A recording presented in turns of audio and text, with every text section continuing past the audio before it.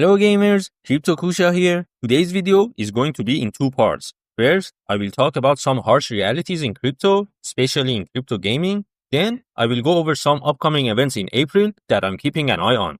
So if you're not interested in hearing me talk about the negative side of things, feel free to skip to the second part of the video.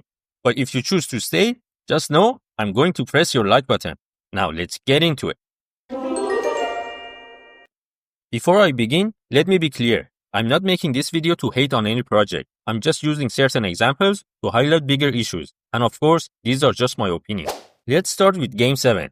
They launched their token back in February with a generous airdrop. Along with that, they introduced two things, the second phase of their airdrop called Age of Civilization, and a citizen prize pool with a whopping $1 million, which was supposed to last for 6 months if I'm not mistaken. And the whole idea was simple, stake G7 tokens to accumulate diamonds, which you could then use to buy G7 boxes for a chance to win USDC. Each day, a fixed amount of USDC was distributed from that $1 million pool. People loved it. The thrill of opening boxes and winning random rewards kept them engaged. They even had a daily diamond box available for everyone, whether they had stake tokens or not, allowing all users to gather diamonds and work toward G7 boxes. But after an exploit was discovered, they removed this feature, which honestly was the right call. However, just 3 days later, they dropped another announcement, saying that the market reality had hit them. And starting in Q2, they no longer wanted to give away USDC for simply staking. I mean, what did they expect? They had essentially set up $1 million giveaway through that citizen pool. How are they planning to sustain this? And to make matters worse, their announcement didn't provide much clarity. All they said was they were suspending USDC staking rewards and shifting their focus to gaming experiences where social coordination meets financial opportunity, whatever that means. On the bright side, they did offer a forfeit option, allowing their stake users to pull out with 90% of their token value. But because people were confused, they had to release yet another announcement to clarify things. Personally, I didn't find it helpful at all. It just repeated the same vague explanations while introducing even more questions. How are people supposed to contribute to and spend on a platform that doesn't have anything to spend on? And what are those so-called perks that we are supposed to base our decisions on? At this point, for me, the decision was easy. I wouldn't want to deal with a team that lacks direction and clear communication. That being said, I have nothing against them, and I still believe they were one of the better gaming quest platforms. And who knows, maybe they will turn things around and do things right in the future. But the main takeaway here is this. Crypto is risky, and part of that risk comes from teams constantly changing their plans and words. Some projects make big promises only to backtrack later. And the question is, should we just accept this as part of crypto and move on? Or should we at least spread awareness about it? Because let's be real,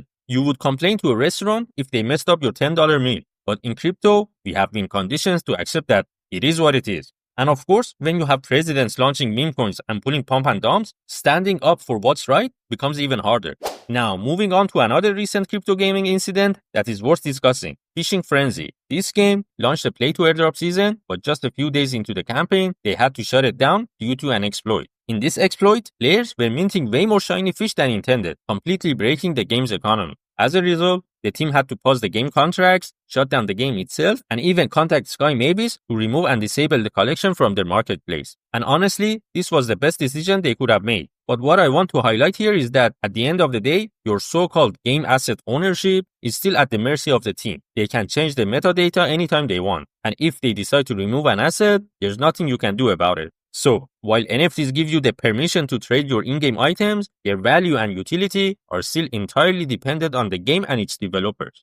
Alright, with those warnings out of the way, let's talk about what's coming up in April. The Sandbox Alpha Season 5 has officially started today and will continue for 6 weeks straight. If you have an Alpha Pass, you can earn up to 110 Sand by accumulating enough Ethos points. And if you're a landowner, you can potentially get 100 Sand just by watching the community collect those Ethos points. And for everyone playing the game, there will also be a raffle where 500 winners will receive 500 Sand each. And of course, you will need a KYC account to participate. And I know, the rewards this time don't seem as impressive as previous seasons. But let's be real, how long can they keep paying players to play their game? I hope forever. Also, if you're thinking of buying an Alpha Pass, make sure to purchase it directly from the Sandbox website. Alpha Passes sold on secondary markets might already be used and therefore ineligible for rewards.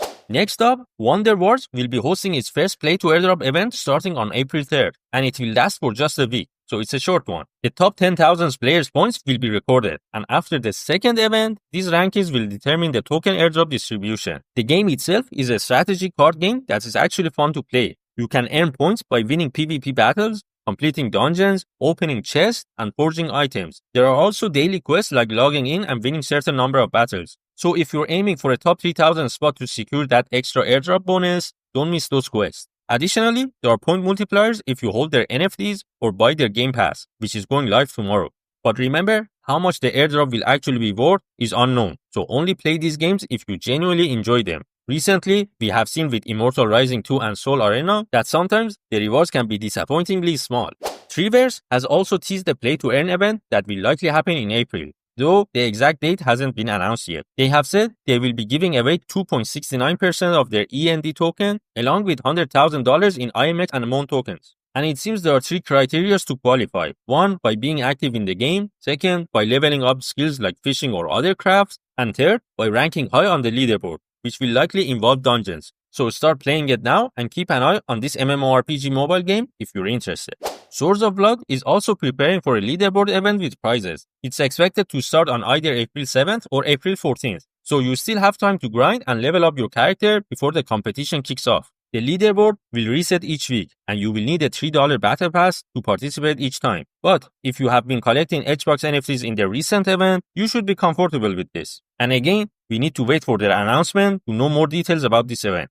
Finally, Raven Quest has implemented their Silver to Quest token conversion, and on April 2nd, they are officially launching the Quest token. This is a big deal because now players can start earning from the game by selling their tokens. Or who knows, maybe they will reinvest to immerse themselves deeper in the game. There will also be an in-game token launch party with prizes such as Raven packs, so if you're interested, tune in for that. And I'm particularly interested in this game because they seem to have a decent player base. Now let me know what you think about the future of Web3 gaming. Are we headed in the right direction? Share your thoughts in the comment section or join our Discord for a deeper discussion. Thanks for watching, stay safe, and subscribe if you like the content. And one more thing, for those wondering, I actually made money in Game 7. Bye.